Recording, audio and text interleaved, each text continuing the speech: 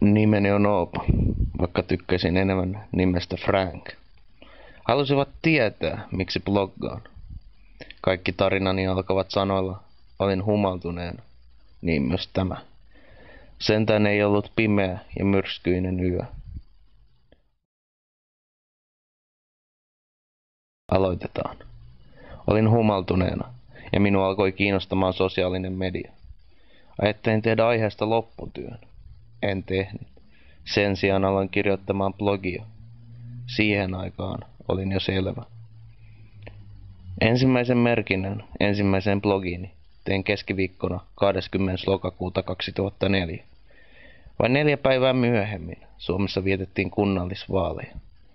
Näillä 2 asialla ei kuitenkaan ollut yhteyttä. Nyt 2 vuoden ja satojen merkintöjen jälkeen millään muullakaan ei ole yhteyttä. Ehkä kirjoitan blogia, koska olen niin helvetin ylpeä elämästäni. Elämästä, jota ei ole muuta kuin blogini HTML-tiedostoissa. Tiedättehän. Koirat kusevat nilkoille ja räkättirastat huutavat perään, enkä koskaan katso taakseni. Ehkä blokkaamisessa on kyse myös narsismista. Freudilla voisi olla sanottavaa miehestä, joka haluaa kaikkien tietävän kuka hän on ja mitä hän tekee. Siitä tulee kierre.